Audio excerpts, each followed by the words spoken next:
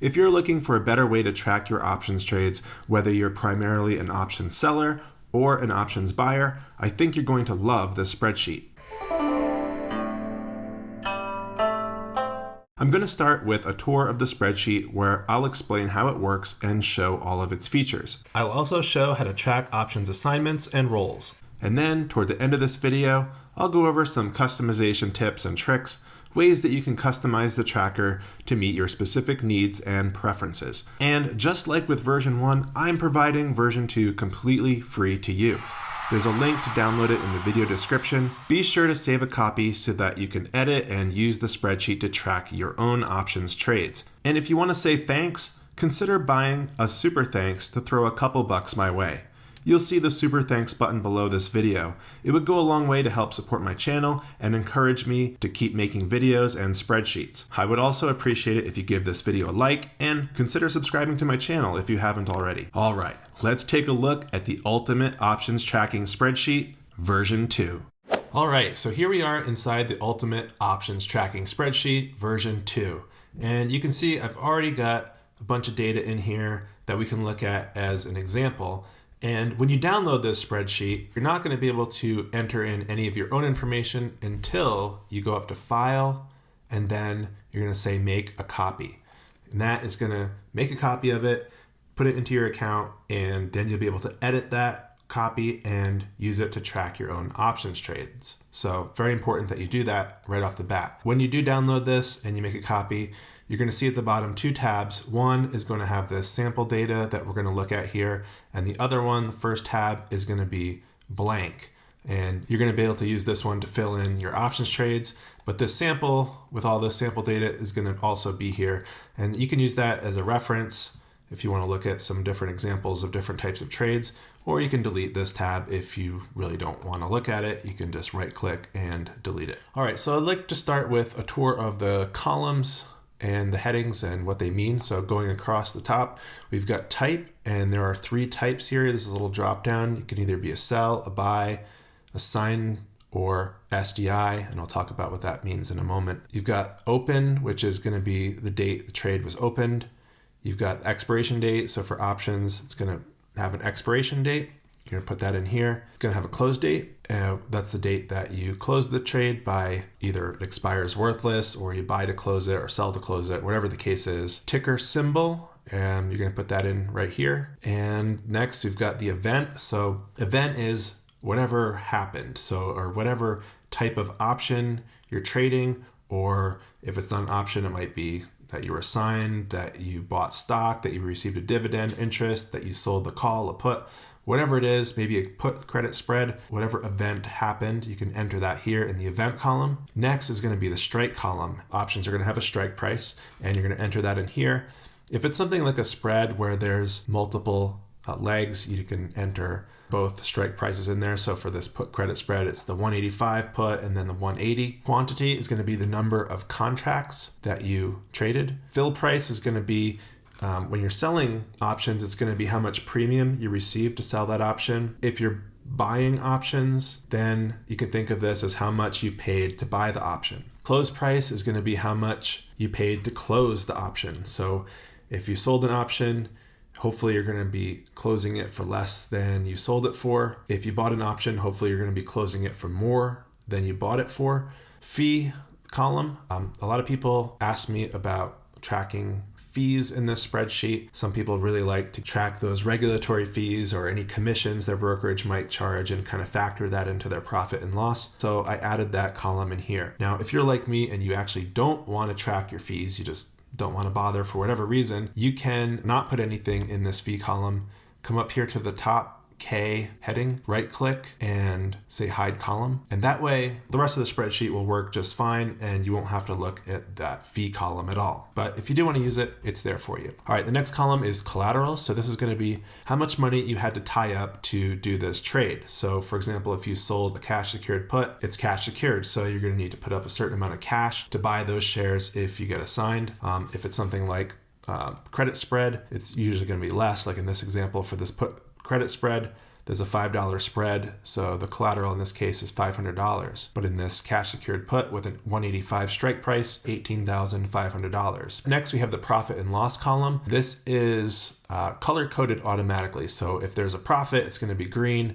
If there's a loss, it will be color coded red. And if it's a scratch, it'll be black. Next column, days. So this is the number of days in the trade, and it's calculated from the difference between the closing date and the open date. So that's the number of days listed here in this column. Profit per day, so whether it was a profit or loss, it takes that, divides it by the number of days in the trade, and that's your profit per day. Return on capital, how much profit you got based on the capital as a percentage. And it doesn't factor in the amount of time that you were in the trade. It's just, in this case, you earned 0.54%. You earned about $100 on $18,500 in collateral. That's a 0.54% return. But the next column, annualized return on capital, takes this number and says, all right, if you could be in this trade for 365 days, so you're in it over and over, every 25 days you put on this exact trade, what would that return on capital be over the course of a year? In this case, it would be 7.89%. And finally, we have a notes column where you can make any notes about reasons why you got into the trade, why you got out of the trade, if you rolled the options, anything that may have happened that you want to make a note about, feel free to enter that into the notes column. All right, now let's return back to this type column here where you have these drop downs. The sell and buy is how you open the trade. Did you sell to open the trade or did you buy to open the trade? If you're primarily an option seller, you're going to be doing a lot of sell. If you're primarily an options buyer, you're going to be doing a lot of buy. And you can see even as I do that, it changes the P&L here. And then we've got these two other types. You've got assigned and you've got SDI. Now assigned is just what it sounds like. You want to choose this option if you are assigned shares based on a cash secured put, typically is the way you're going to be assigned. So in this example, like above this, you sold a cash secured put on SPY. And then if you were assigned there, you could write it out in this row, choose the assigned type. And when you under event, if you type assigned, it's automatically going to be formatted yellow here as well. So let me clear that out. You can see it's cleared.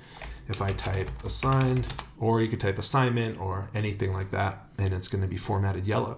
And then the SDI type, so that stands for stock, dividend, or interest. Any of those three events happen, you want to choose the SDI type. And there's a good reason for that. The SDI type, unlike the rest of these, doesn't assume options contracts for the quantity. So for all the rest of them, all these other types, you're buying or selling options contracts, or you're being assigned based on options. And so you've got quantities based on options contract. But for stock or dividend, like if you buy a stock or if you receive dividend on stock, that's going to be based on the number of shares that you own. So very important that you type in the number of shares. Like in this case, buy 200 shares of stock, you want to type 200 here. If you receive a dividend on shares that you own, you're going to type the quantity of shares, it's 200. And this is important because all these calculated cells then are based on the number of shares, not the number of contracts. And the other difference is with the fees. Fee that you put in here, like $1, that's not going to be $1 times 200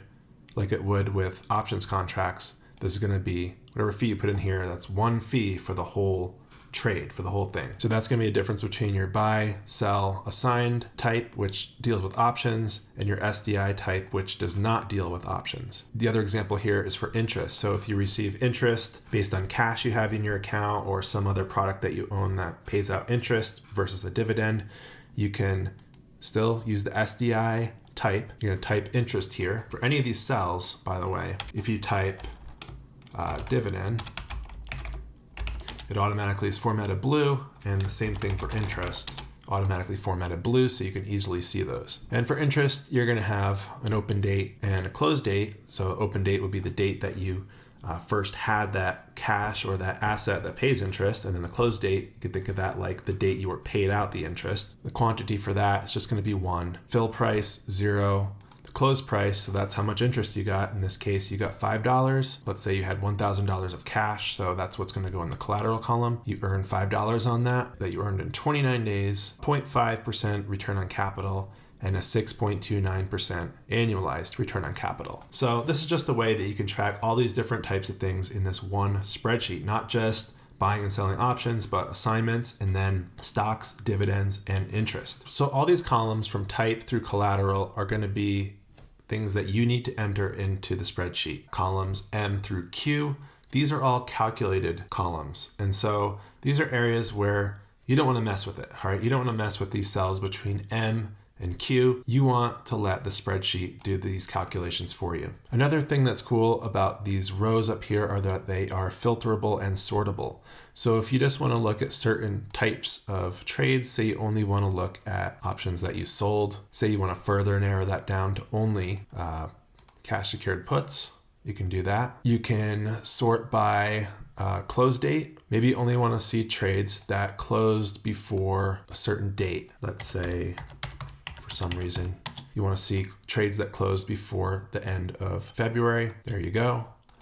Let's undo that. You can also sort these. So if you want to sort by open date, oldest to newest, newest to oldest, maybe you only want to see how you did on dividends and interest, you can do that. And of course your P&L, you just select this column. It's going to show you your total P&L. If you're looking at all your trades, just select this whole column M and you can see the sum. So how much P&L is right there, $2,142. You can even see your average, minimum, maximum. This is also handy if you want to sort annualized return on capital or return on capital, see which trades are the most profitable. You can sort by return on capital that way and see how, the ones at the bottom here, the ones where you did better. Maybe you want to do more of those in the future, and you can choose how you want to sort it. Maybe you want to sort it by the date the trade was open, or you want to sort by the date the trade was closed. You can do that. Maybe you only want to look at certain tickers. Maybe you only want to know how you did on SPY. There's all your SPY trades. So really easy to sort, filter, and see all your trades in the way that you want to see them. Slice them up and view them all sorts of different ways. All right, returning to this blank spreadsheet, one thing I definitely wanted to show you was how to enter a trade that gets assigned, which is very common with the wheel strategy, and you can absolutely do that with this sheet, and here's how you would do that. Let's start with this cash secured put in coin. Let's say we had this, we opened it on the 2nd of January. It was going to expire on April 30th.